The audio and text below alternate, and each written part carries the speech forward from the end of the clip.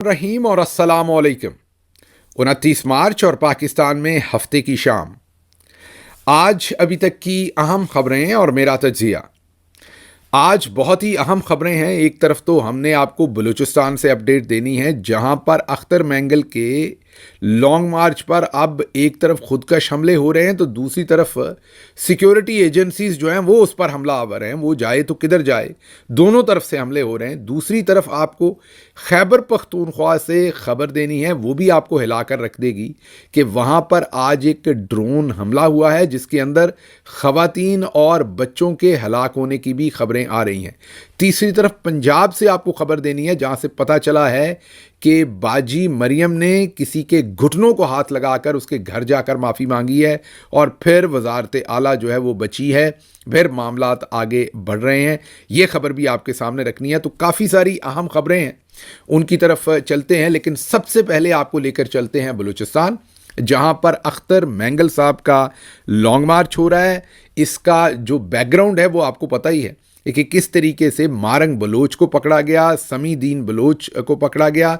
Bloch ख़वातीन जो activist हैं उनको पकड़ा गया। ना सिर्फ पकड़ा गया, मैंने पहले भी आपको कहा था, उस तमाम पकड़ पकड़ाई के इर्द गिर्द जो माहौल क्रिएट किया गया। पहले एक एहतजाज हुआ, उस पर गोलियां चलाई गईं, लोगों की लाशें गिरीं, फिर वो लाशें रखकर ये लोग एहतजाज कर रहे थे, फिर इन पर लाठी चार्ज किया गया। बाकायदा लाशें होने के बावजूद लाठी चार्ज किया गया और लाशें भी छीन ली गईं और बड़े ही ऑकवर्ड तरीके से इन्हें गिरफ्तार किया गया। समी बलोच साहबा को भी जब गिरफ्तार किया गया, कराची से हथकड़ियाँ लगाकर लाया गया। आल्दो के कपड़े उनके उजले थे, कपड़े उनको दिए गए, लेकिन हथकड़ियाँ लगाई गईं। फिर मीडिया टॉक भी करने दी गई बड़े आराम से। तो मैं दोबारा on the expense of repetition ये कह रहा हूँ कि मैं मारंग बलोच को या समी दीन बलोच को किसी का आलाकार नहीं कह रहा। वो यकीनन मासूम होंगी और अपनी जदोजहद कर रही हैं, लेकिन कोई ना कोई उन्हें इस्तेमाल कर रहा है। और इस्तेमाल क्यों कर रहा है, आज आप देख लीजिए कि हमारे वीलॉग की पहली स्टोरी भी आज यही है कि बलूचिस्तान में क्या हो रहा है, क्योंकि ऐसा माहौल जानबूझ के खड़ा किया गया है। वहाँ पर गिरफ्तारियाँ इस अंदाज से की गई हैं और पूरे का पूरा माहौल इस तरीके से कर दिया गया है कि उस माहौल के अंदर फिर अख्तर मैंगल साहब को एक लॉन्ग मार्च अनाउंस करना पड़ा। जाहिर है उन पर लोकल प्रेशर बड़ा होगा, वहाँ की ख़वातीन को गिरफ्तार किया गया है और आज तो काम आगे ही पहुंच गया। और दूसरी तरफ वो जो लॉन्ग मार्च है उसके ऊपर एक शख्स अपने आप को बम बांध कर आ जाता है, उसको वो पकड़ने की कोशिश भी करते हैं और पकड़ने में तकरीबन कामयाब हो जाते हैं, तो वो अपने आप को उड़ा देता है। दूसरी तरफ सिक्योरिटी फोर्सेस भी उस लॉन्ग मार्च के ऊपर हमला आवर हो जाती हैं, मीन उनको रोकने के लिए, और वो उनसे भी नबरदज़मा है। मतलब एक पूरी की पूरी हकीकी जंग हो रही है। दूसरे लफ्ज़ों में ऐसे लग रहा है कि ये हकीकी सिचुएशन नहीं है, ये कोई हॉलीवुड की फिल्म है, जो कि यकीनन नहीं है। ये सब कुछ हकीकी तौर पर हो रहा है, लेकिन हो इतना कुछ रहा है कि किसी को समझ नहीं आ रही कि ये बलूचिस्तान के अंदर सब कुछ एकदम से क्या शुरू कर दिया गया है। और मामलात इतने एस्केलेट कर दिए गए हैं कि आज, जैसे मैंने आपको कहा कि हमारे व्लॉग की पहली स्टोरी भी जो है वो बलूचिस्तान के बारे में है, और हम आपको बता रहे हैं कि जो लॉन्ग मार्च है उसको पहले तो रोकने की कोशिश की गई। सरियाब टोल प्लाज़ा पर फोर्सेस ने उनके ऊपर धावा बोल दिया अख्तर मैंगल साहब के इस सारे जो लॉन्ग मार्च के प्रोसेस पर, और वहाँ तसादम हुआ। उसके बाद आगे अख्तर मैंगल साहब का जो ज़ाहिर है मस्तोंग में अख्तर मैंगल साहब का ये जो लॉन्ग मार्च था, इस पर एक शख्स ने अपने आप को बम बांध कर हमला कर दिया। उसको पकड़ने में वो कामयाब हो गए या कामयाब होने के करीब थे, तो उसने खुद को उड़ा लिया और अपनी जान ले ली। तो ऐसे हालात के अंदर आप सोच सकते हैं कि कितना बड़ा आज ये हाई मैं यही कहूँगा स्ट्रेस मामलात वहाँ पर चल रहे हैं। और इस लॉन्ग मार्च के इर्द गिर्द अब चीज़ें घूम रही हैं, बलोच एक्टिविस्ट्स के इर्द गिर्द चीज़ें घूम रही हैं। तमाम खबरें इस चीज़ के इर्द गिर्द हैं कि वहाँ बलोच एक्टिविस्ट्स को गिरफ़्तार कर लिया गया है। लॉ एंड ऑर्डर की सिचुएशन वहाँ बहुत बुरी है, कहीं तसादम हो रहा है, कहीं खारदार तारें लगाई जा रही हैं। अख्तर मैंगल ने कहा है कि लॉन्ग मार्च का रास्ता रोकने के लिए हमारे टैक्स से जो है वो खारदार तारें लगी हैं। 26 नवंबर वाले एहतजाज में भी देखा, मगर मुजाहरीन फिर भी डी चौक पहुँचे। डी चौक जो हुआ, अल्लाह ना करे इस पुरअमन एहतजाज के साथ भी हो। बेहतर यही है कि मुजाहरीन को एहतजाज का हक़ दें और उन्हें सुने। اب یہ اختر مینگل صاحب کا جو لانگ مارچ ہے اس کے بارے میں لوگوں کی رائے ہے یا ڈسکشن ہے یا تجزیہ ہے لوگوں کا، اور کچھ اس میں اختر مینگل صاحب کی رائے بھی شامل ہے۔ لوگ ڈر رہے ہیں کہ اس کے ساتھ بھی انجام 26 نومبر والا تو نہیں کرنا، لیکن جو بھی کرنا ہے یہ آپ سمجھ سکتے ہوں گے کہ پاکستان کے نظام الدین صاحب اس کام میں کم از کم کامیاب ہو گئے ہیں کہ انہوں نے اٹینشن ڈائیورٹ کر دیا اور ایک ایسا ماحول کھڑا کر دیا ہے پیرلل اب جس پر آپ اور ہم سب ڈسکشن کر رہے ہیں، اور وہ ہمارا اس ٹائم کنسرن نمبر 1 بن چکا ہے۔ اب آگے چلتے ہیں، یہ خبر تو آپ کے سامنے رکھ دی۔ اب اگلی خبر جو ہے وہ کوئٹہ سے ریلیٹڈ ہی ہے۔ کوئٹہ میں جو ہے وہ انٹرنیٹ سروس بند رہی ہے آج پھر، اور میں یہ کہوں گا کہ پچھلے کئی دنوں سے بند ہے۔ اس سارے علاقے کے اندر انٹرنیٹ سروس کو بند کیا، جس سے ایک اور خوف و ہراس اور انسرٹینٹی کا ایلیمنٹ لوگوں کے اندر ہے۔ اگر ہم گوادر کے ایریا کی طرف جائیں تو وہاں پر ایک بم لگا کر گاڑی کو اڑایا گیا ہے اور ٹارگٹ کی گئی ہے پاکستانی آرمی کی گاڑی، اور کہا جا رہا ہے کہ اس میں 8 کے قریب جوان تھے، اور وہاں سے شہادتوں کی اور زخمی ہونے کی خبریں آ رہی ہیں۔ یہ ایک خطرناک خبر ہے۔ پھر کراچی سے گرنیڈ کے ساتھ اٹیک کیا گیا ہے CTD کراچی کی جو ایک بلڈنگ تھی یا گاڑی تھی اس کو، اور وہاں سے بھی کیجویلٹیز کی، شہادتوں کی اطلاعات آ رہی ہیں۔ پھر ان نون انڈیویجولز نے فائرنگ کر دی کلفٹن ایریا میں، کراچی میں کلفٹن ایریا میں سندھ پولیس کے اوپر، اور یہ تیسرا واقعہ آج گوادر، اس کے بعد CTD کراچی، اور اس کے بعد کلفٹن پولیس جو ہے یا سندھ پولیس کے اوپر کلفٹن کے اندر اندھا دھند فائرنگ کی گئی ہے، وہاں سے بھی زخمی یا کیجویلٹیز کی اطلاعات ہیں۔ تو ایک طرف یہ ماحول ہے، دوسری طرف جو میں نے آپ کو بتایا اختر مینگل صاحب کا لانگ مارچ، اس کے اوپر تصادم، مار کٹائی، اور پھر وہاں پر ایک خود کو بم باندھ کر بندہ پہنچ گیا اور اس نے اپنے آپ کو اڑا بھی لیا۔ اگر وہ اپنے آپ کو نہ اڑاتا تو سٹیج پر پتہ نہیں کس کس کو اڑاتا، یہ ماحول۔ اور اب چلتے ہیں سیدھے آپ کو لے کے مردان۔ جی ہاں، مردان میں، جو کہ بالکل بھی کوئی وزیرستان نہیں ہے بلکہ مردان بہت قریب ہے اسلام آباد کے، اگر آپ دیکھیں پشاور کے بھی قریب ہے، ظاہر ہے۔ مردان میں ایک نہیں بلکہ 3 ڈرون حملے ہوئے ہیں۔ ان 3 ڈرون حملوں کے اندر 9 کے قریب افراد جو ہیں وہ جاں بحق ہوئے ہیں، اور یہ جو 9 افراد جاں بحق ہوئے ہیں اس میں 2 خواتین اور ایک نوعمر نوجوان یا بچہ بھی تھا۔ اب اس کے اوپر بہت زیادہ ریاکشن ہے، آپ کو پتہ ہے خیبر پختونخوا کے اندر یا جو فرنٹیئر کے سارے علاقے ہیں وہاں پر ڈرون حملوں کی جو بیک گراؤنڈ ہے وہ کیا ہے، اور کتنی زیادہ کیجویلٹیز ڈرون حملوں سے ماضی میں ہو چکی ہیں۔ اب یہ پاکستان کا اپنا انڈیجنس حملہ لگ رہا ہے، کیونکہ اس کے بعد بیرسٹر سیف نے تو اس کی ذمہ داری بھی تقریباً قبول کر لی اور اس کے اوپر ایک بیان داغ دیا۔ لیکن پہلے آپ کو بتاتے ہیں کہ یہ جو 3 ڈرون حملے ہوئے اس کے مطابق بتایا جا رہا ہے کہ 9 افراد ٹوٹل جاں بحق ہوئے، 2 خواتین اور ایک نوعمر لڑکا یا بچہ، اور متاثرین نے جو فیملیز تھیں، وکٹم تھے، انہوں نے اپنی لاشیں سڑک پر رکھ کر احتجاج شروع کیا۔ ڈاکٹر امجد علی، غالباً یہ وہی شخصیت ہیں جنہوں نے خیبر پختونخوا اسمبلی کے اندر وہ مشہور زمانہ تقریر کی تھی جس میں کہا تھا کہ مزہ تب آتا ہے جب بندوق کا مقابلہ بندوق سے ہوتا ہے۔ مطلب بہت ہی پرجوش اور بہت اسٹریٹ فارورڈ بات کرنے والے انسان ہیں ڈاکٹر امجد علی۔ انہوں نے پھر جائے وقوع پر جا کر، جہاں پر احتجاج ہو رہا تھا، اس جائے وقوع پر پہنچ کر مظاہرین سے بات چیت کی، ان کی اشکشوئی کی، ان کو یہ یقین دلایا کہ ہماری حکومت اس پر ریئیکٹ بھی کرے گی اور انویسٹیگیٹ بھی کروائے گی، اور پھر مظاہرین نے غالباً وہاں سے سڑک پر جو لاشیں رکھ کر مظاہرہ کر رہے تھے اس مظاہرے کو ختم کیا اور جنازہ یا لاشیں دفنانے کی طرف انہوں نے کام شروع کیا۔ یہ صورتحال آج مردان کے اندر بنی۔ ابھی یہ سچویشن انڈر ڈیولپ ہی تھی یا ڈیولپ ہی ہو رہی تھی کہ بیرسٹر سیف نے بیان داغ دیا۔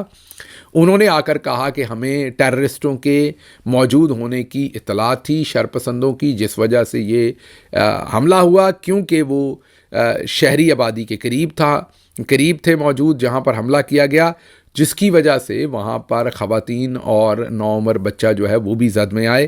اب یہ سمجھ سے باہر ہے کہ ڈرون جو ویپن ہیں وہ کب سے خیبر پختونخوا حکومت کے پاس آ گئے، ان کے پاس تو زیادہ سے زیادہ پولیس ہے، تو یہ کام اگر کرنا ہے تو مرکزی انفارمیشن منسٹر کریں، یہ کام اگر کرنا ہے تو D G I S P R کریں۔ اس میں سمجھ سے باہر ہے کہ بیرسٹر سیف کو یہ انگلی لینے کی کیا ضرورت تھی اس چیز کے اندر، اور وہ خواہ ڈرون حملوں پر عمران خان کی پالیسی کو جانتے سمجھتے بوجھتے ہوئے بھی خواہ خیبر پختونخوا حکومت کے اوپر یہ وزن کیوں لاد رہے ہیں۔ میں یہ نہیں کہہ رہا کہ اگر وہاں پر کوئی دہشت گرد تھا تو اس کے خلاف کارروائی نہیں کرنی چاہیے تھی، کارروائی کرنی چاہیے تھی اگر کوئی ہمارے ملک کے خلاف ہے، لیکن پھر جس نے کی اس کو اونرشپ لینی چاہیے۔ بیرسٹر سیف کو کیا پتا کہ وہاں کون تھا اور کیا کارروائی کی؟ خیبر پختونخوا حکومت کے پاس تو نہ یہ ٹیکنالوجی ہے، نہ یہ اثر و رسوخ ہے، نہ ڈرون چلا سکتی ہے۔ تو جنہوں نے چلایا ہے یا تو پھر وہ بیرسٹر سیف کے ساتھ بیٹھ کر پریس کانفرنس کریں اور اونرشپ لیں اور بتائیں کہ یہ ٹپ ملی تھی، یہ دہشت گرد تھا، یہ اس کا بیک گراؤنڈ تھا، اس نے پاکستان کو یا پاکستانی فوج کو یا پاکستان کے اداروں کو یہ نقصان پہنچایا تھا، اس لیے اسے ٹارگٹ کیا گیا ہے۔ اور پھر سویلین اور بچوں کو ظاہر ہے ہر صورت یہ انسان ہے، جب یہ انسان جاں بحق ہوتے ہیں تو پھر اس کی ریمیفیکیشنز ہوتی ہیں، ان کے گھروں والے جو ہیں وہ ریاست سے اور اوور آل سچویشن سے جتنے نالاں ہوتے ہیں اس سے آپ کو پتہ ہے جو نئے پھر معاملات بریڈ ہوتے ہیں وہ ہم سے بہتر کون جانتا ہے۔ ہم نے 85,000 جو ہیں وہ لاشیں ہم نے اٹھا رکھی ہیں، اور ہم سے بہتر میرا نہیں خیال کوئی جانتا ہے کہ ان تمام چیزوں کے بعد میں آفٹر افیکٹس کیا ہوتے ہیں۔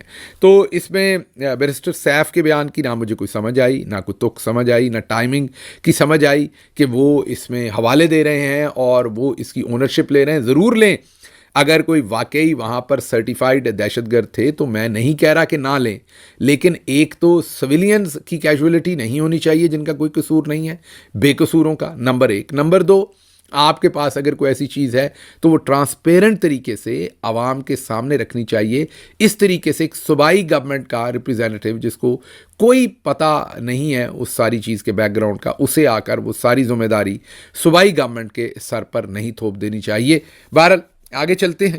اگلی خبر جو ہے وہ بھی انہی علاقوں سے ریلیٹڈ ہے، اور وہ خبر یہ ہے کہ 1 اپریل سے افغان شہریوں کو حراست میں لینے اور ملک بدر کرنے کے انتظامات مکمل کر لیے ہیں، یہ محسن نقوی کہہ رہے ہیں۔ اور اسلام آباد سے پھر اسلام آباد جو ہے وہ ان جو یہ افغان شہری ہوں گے ان کو ان کے وطن واپس بھیجنے کے لیے صوبوں کی مکمل مدد کرے گی وفاقی حکومت، اور صوبوں سے بھی گزارش کی ہے کہ وہ وفاقی حکومت کے ساتھ مکمل مدد کرے۔ یہ محسن نقوی کا بیان ہے، مطلب کہ اب لوگوں کو حراست میں لے کے ملک بدر کیا جائے گا، افغانستان واپس بھیجا جائے گا، اور 1 اپریل سے اس پر کام سخت کیا جائے گا، یہ محسن نقوی کا کہنا ہے۔ اس کے ساتھ ہی سہرش مان ینگ صحافی ہیں، اچھا لکھتی ہیں، انہوں نے ایک ٹویٹ کیا ہے کہ پاکستان ہارڈ سٹیٹ کی جانب تیزی سے گامزن ہے۔ اسلام آباد سے گجرانوالہ جی ٹی روڈ پر پولیس راستے میں جگہ جگہ ناکہ لگائے کھڑی ہے، پرائیویٹ یا پبلک جو بھی گاڑی ہے اسے روک کر لوگوں کے شناختی کارڈ چیک کیے جا رہے ہیں۔ پوچھنے پر پولیس اہلکار نے بتایا کہ افغانی تلاش کر رہے ہیں، ان کی کسٹڈی چاہیے۔ ظاہر ہے اگر آپ اسے ملا کر پڑھیں محسن نقوی کی سٹیٹمنٹ کے ساتھ تو بیان یہی بنتا ہے پھر کہ جیسے محسن نقوی کہہ رہے ہیں کہ ان کو واپس زبردستی بھیجنا ہے، تو آپ پورے ملک کے اندر طول و عرض کے اندر افغان سٹیزنز کو جو ہے وہ چیک کیا جا رہا ہے اور ان کو پکڑ کر پھر افغانستان ملک بدر کرنے کی کوشش کی جا رہی ہے۔ اب یہ سچویشن اگین میں دوبارہ یہی کہہ سکتا ہوں کہ اگر بہت ضروری ہے، جیسے عمران خان صاحب نے جیل میں کہا تھا کہ اگر لوگوں کو ان کے ملک بھیجنا ضروری ہے تو اس میں انسانی معاملات کو مد نظر ضرور رکھا جائے، بالکل اسی طرح سے جیسے امریکہ میں آج کل صدر ٹرمپ جب لوگوں کو ڈپورٹ کرتے ہیں تو یہاں بھی یہ بات ہوتی ہے کہ جو غیر قانونی بھی بھلے آئے ہیں لیکن ان کے جو ہیومن رائٹس ہیں ان کو ضرور مد نظر رکھا جائے جب آپ ان کی ڈیپورٹیشن کر رہے ہیں۔ پاکستان میں بھی ایسا ہی کرنا چاہیے کیونکہ یہ لوگ ڈیکیڈز سے پاکستان میں رہ رہے ہیں، دہائیوں سے، اور ان کو اگر آپ ہیوملیٹنگ وے سے واپس بھیجیں گے تو بجائے اس کے کہ یہ وہاں پاکستان کے دوست ہوں سرحد کے پار، پاکستان خواہ اپنے دشمن سرحد کے پار بریڈ کرے گا۔ پہلے ہی ہمیں کوئی خاص کمی نہیں ہے دوستوں کے بارے میں یا دشمنوں کے بارے میں، تو اس لیے بہت ہی محتاط ہونا چاہیے۔ عمران خان صاحب کی بھی جیل سے یہی انسٹرکشن تھی۔ اگلی خبر آپ کے سامنے سابق آئی جی پولیس طارق کھوسا نے دی نیوز میں ایک کالم لکھا ہے جس میں انہوں نے لکھا ہے کہ ہارڈ سٹیٹ بننے کی بجائے ہمیں ہارڈ ریالٹیز کو فیس کرنا چاہیے. ہمیں ہارڈ سٹیٹ نہیں بننا چاہیے بلکہ ہمیں ہارڈ ریالٹیز کو فیس کرنا چاہیے.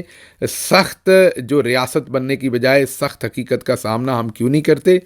ایک ایسی سیاسی ارینجمنٹ جو وسیع پیمانے پر ناجائز سمجھی جاتی ہے، اسٹیبلشمنٹ اور ڈیپ اسٹیٹ کی حمایت یافتہ ہوتی ہے.